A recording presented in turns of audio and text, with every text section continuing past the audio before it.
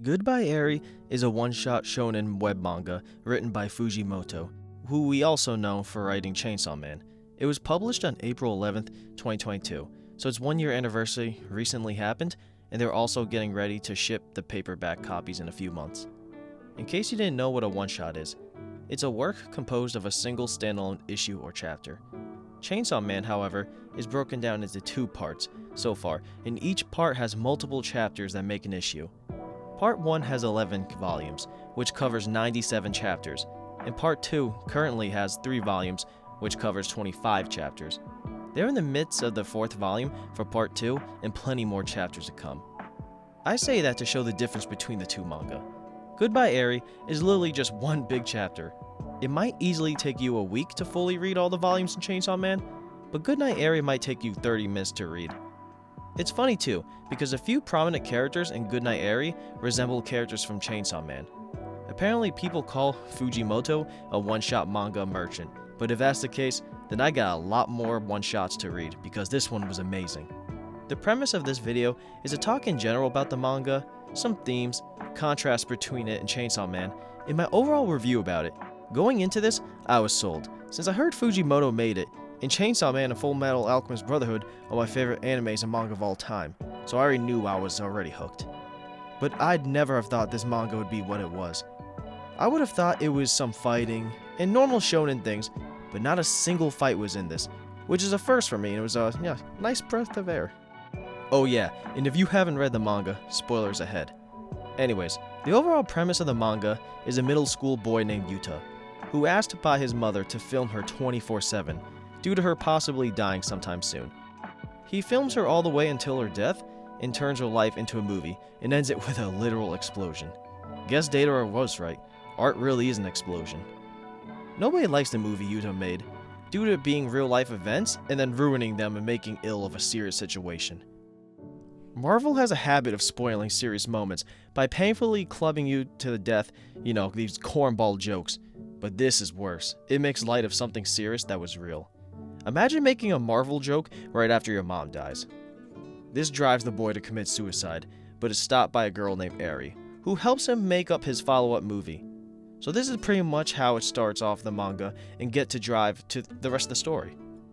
So the 3 biggest themes I've found from this one-shot are escapism, distinguishing the difference between fantasy and reality, and lastly, the ability to twist events and moments into whatever narrative you please. The American Psychology Association defines escapism as a tendency to escape from the real world to the safety and comfort of a fantasy world. Since life is innately stressful, coping strategies are essential to making it through each day. Escapism is huge in the one-shot because Yuta's original quest was from his mother to film her every move 24/7. But more and more, it seemed more of his willingness than a dying wish from his mother. Yuta might not be a grown adult, but he isn't some little kid either. A middle school kid can understand the severity of chronic illnesses and death. I think he didn't want to believe his mother, who has raised him his whole life, is possibly soon going to be gone from his life for good. The meanings of recording her every move was a good way to forget the fact that she was dying. And when you hold a camera in front of someone, they normally always act a little different, so there was never any negative talks or anything about death to any long-winded extent. And trust me, I don't really need to dive into the unauthenticity of people on and off a screen. Influencer life is really easy to hit that one home. He states how he can't wrap his head around it, and when she is actually dying in the hospital, he doesn't want to be there to finish the last recording of his mother.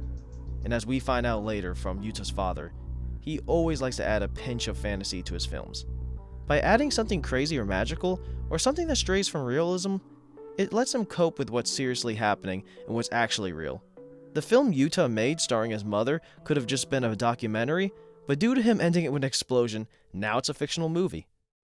The conversation after the first movie that was shown interested me. Yuta and one of his teachers had a conversation after the showing. The teacher was mortified and pissed at the fact that Yuta decided to add the explosion at the end. He finds it to be distasteful, disrespectful, and overall was mortified by the fact that the kid could have come to that conclusion. It seems all the viewers had no problem with the movie prior to the end. To be fair, they probably thought it was more of a documentary than a movie until the ending scene happened. That's where the line was drawn. But what interests me is how everyone reacts to Yuta's reaction. It's his mother, not everyone else's mother. That was his way of coping with his mom's death, and he made the explosion at the end due to thinking that it was a masterpiece that would have kept his mother alive for an eternity. Eri was jealous of Yuta's mom because she got to be put into art so she would always be remembered. And this was Yuta's means of escaping, but no one accepted this means of a method of escaping. Are we as a society allowed to berate and shun someone for the way they cope and escape when it's not legally wrong? Morally wrong, sure. But what if the father was fine with it? Then is the movie acceptable?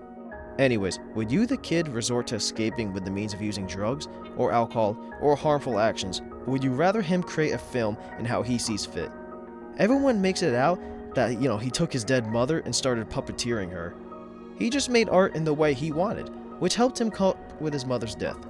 The second huge theme I saw was the ability to perceive what's fantasy and what's reality. I'm a huge fan of horrors and thrillers, and some of the best horrors and thrillers are the ones that leave a lot of up to you with interpretation and ambiguity. Sometimes, sure, they just do that for no other reason than just because they're lazy. But when done right, it makes for an amazing film. The whole purpose of the manga was a kid making a movie that got ridiculed, to then following up making a movie that was sort of a redemption. The first movie makes it obvious it took all real-time events with the mother and then added what the father says as a pinch of fantasy. And boom goes the dynamite at the end. The second movie is where we really got messed up and have to stop and think what was fiction and what was not fiction in their story world. Eri's goal was to help Yuta make a second film. Unlike 99% of the viewers, she actually liked the film. She's the reason he didn't go through with killing himself. And when he's in the midst of making the next film, he needs to find what's going to be it about. Yuta comes up with the idea that it will star Eri and have him and his father in it. And the twist of fantasy will come from Eri being a vampire who has roamed the earth for years and years. A lot of it is fiction, and some of it's non-fictional. Yuta and Eri play a couple in the movie, but at the same time, Yuta truly loves Eri in person, so to an extent, you can't tell if they're acting or they really love each other. Yuta's father is appreciative that Eri's helping Yuta get back on his feet, but doesn't want to see his son fail again. We then hear him say cut, and apparently it was just an acting scene. These are probably things Yuta's father actually believes and thinks, but he's having to act them out, making it seem like that's not what the father thinks. This type of acting and portraying of characters is like the WWE. The wrestlers portray a character, and sure, everything they do is real, but it's scripted. When they talk on the mic, a lot of what they're saying is acting, but there is some truth and validity on the things they say, which garner the bigger reactions. The WWE tries hard to blend acting and reality together to the point you don't know if it's their character or really them as a person. That's what's going on in the movie Yuta is creating. You don't know what the characters in the movie are truly feeling and what is just deemed as acting. The ending really drives home the ambiguity and what's actually real. We see what looks like an older version of Yuta, and just when he's about to kill himself again, he sees the younger version of Eri before she passed away. Eri states how she's indeed a vampire and she wasn't acting. Eri tells him to sit down and watch her leave, and Yuta decides to leave the building where it all began. The manga and not the movie then end with Yuta walking away from the building with a smile while an explosion happens behind him. The ending comes with a pinch of fantasy. A really cool saying. Probably gonna say that a lot outside of the video now. Forget Sunny with a side of meatballs, Sunny with a pinch of fantasy. But anyways, the end wasn't supposed to be part of the second movie, since we see the viewers cry at the end with Eri's death. When Yuta grows up, there's no third movie in the making. Sure, Yuta for years and years re-editing the second movie, but there is no new third one. But the explosion at the end is the same ending that happened with the first movie, so it makes it seem like it's a movie inside a movie?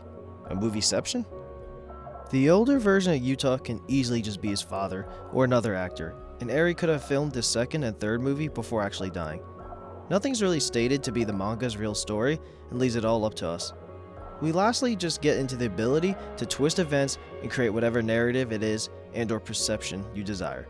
Both Eri and the mom in the films were perceived way different than what they were without the camera rolling. We'll start with Yuta's mom. On camera, she's perceived as an extremely kind, caring, and genuinely a great person to be around. But she almost seems like the perfect mom. Even moments where most would be annoyed or show any signs of negative emotions, to Yuta being a dumbass and filming everywhere and anywhere, like her in the bathroom or sleeping, She just kindly says with a smile on her face, "Not here." It's like she never gets triggered and is always just radiating positive energy. Her smile is wider than All Might's smile. But little do we know until later in the story, this is all a facade. The father shows her final words with a recording that he had taken since the kid couldn't do it. And what we get? Well, oof. She calls her own son in her dying breath useless. One of her last words was, "That boy was useless to the very end." One of the most insane things a mother can say, or anyone really. We see the recordings that didn't make it to the movie, and they're all terrible. She's constantly berating him and basically just calling him an imbecile, constantly putting him down and even bonking him in the head, and treats him almost like he's a pawn to her, almost like someone else, and I think we all know from another manga. But Yuta's mother was such a bad person that the father had to apologize after her death for just how badly and poor she treated him. But it's crazy because, like he states, Yuta portrayed his mother way better than she deserved and who she truly was. And the father sees how the second movie has another female starring in it, and he understands the power of what a camera and editing can do. You have the power to decide for yourself how you'll remember someone. And just like the mother, Yuta portrays her in a great light. Eri's friend was even shocked watching it. She stated how Eri was self-absorbed, had a temper, and plainly was just a bitch. But hey, the movie, as she says, made her over-idolized. But she thanked him for that, and she and Yuta truly knew her, where many didn't. Basically everyone knew Eri for how the movie portrayed her, which was in a positive light that she might not have deserved. Portrayal is so huge in this one-shot because all of the tables are turning. First learning that the mom was a terrible person, to then finding out Eri wasn't necessarily terrible like the mother, but she surely was no saint. You can find twisting events in the perception of news through CNN and Fox. By no means am I going to turn this into a political huge think piece, but it goes with both sides and both stations. You can hear as simple as a cat being hit by a car and both sides completely twisting the events to make a narrative. One side can say that someone hit the cat and is now a murderer. The cat could have easily jumped in front of the car, making it possible for the person to avoid. But leave that part out to exemplify how the person is in the wrong and a killer now. The other side can show how the cat was the one at fault, and how the poor person has to live with this sad event, now making them as much a victim as a cat. So it's easy to show different angles or leave out cuts, or only take snippets of a whole film. You can take a whole 5-minute recording and upload it so there's no agenda, or take a 5-minute clip and cut it down to 2 minutes, and take pieces you want for something to form it into a intent that you want. For a lot of YouTubers, a 10-minute video can easily take 5 hours to make, with 2 hours worth of content to use if desired. But most times, they only take a percent of what actually was recorded, and then make something out of it. Anybody with a phone has the power to create something that anyone can see. Simple as pressing the record button, recording for a minute, then uploading it on Twitter. It's something that could reach the millions and then go to national television. It's that easy, and we've seen it time and time again. It's truly crazy how anyone can basically just be a journalist as long as they have a phone and a social media app. Wild times. But anyways, I wanted to talk about the 3 themes, and I think we're good here. So I want to transition into the character similarities from Chainsaw Man to this. Chainsaw Man came out in December 2018, and Goodbye Eri came out in April 2022. So about a 3.5 year difference. So Goodbye Eri would have inspiration from Chainsaw Man. The most obvious character we see a physical resemblance and an overall character resemblance is the mom and Makima. They look pretty similar, except the mom looks a little older, but the same exact hairstyle, and what do you know, the mom puts on a facade just like Makima. The mom feels like the real control devil, how she gets him to just oblige to everything she says. I mean, it's crazy tasking your kid with the burden of filming every movement and moment of the mom because she's soon dying. And she says it in a way what that sounds like it's asking, but really it's a statement more than a question. Just a nicely worded statement. We get this woman with a warm, inviting smile, and behind it, with no one knowing or suspecting, she's a terrible person. When she's on her literal deathbed, what you see of her is the true her on the inside, an ill shell of a human. She was such a terrible person that the father had to apologize to the son when she died. Not because he lost a mother, but because he basically never had a mother to begin with. Which we all agree, every kid should have an adult figure, but not every adult figure should have a kid. It goes for both the father and the mother. The mother uses the kid as nothing more than legal child labor, and the father's too much of chicken shit to actually be a father. He does nothing bad, but he also doesn't do anything good. He allows the mom to do these heinous things she does fully aware that it's happening. Silence is violence. It's crazy too because we see a lot of Makima in the mom, but we also see her in the overall plot after the mom dies and in an Eri. Once the mom dies, the plot leads him to making a second movie, but better, and learning for what he did in the previous one. So Denji ends up losing Pochita and becomes a Chainsaw Man hybrid, and feels like he lost it all, which he had little to begin with, let's be honest here. He gains a new sense of life once he meets Makima, because she's so hot, welcoming, and treats him like a human, which he feels like no one else has done. He goes with whatever Makima says, because getting with her is his new goal in life. In a sense, it's the same with Goodbye Eri. Yuta's about to kill himself until Eri stops him, and then helps him get back out of his funk and make a second movie. She gives Yuta purpose in life and a fresh restart. He goes along with whatever she says, and sees her as an angel, just like how Denji sees Makima. Maybe I'm blinder than Stevie Wonder, but I think Eri looks a lot like Himeno, and both are carefree, happy, seductive people. Both use their looks to get whatever they like and are teases.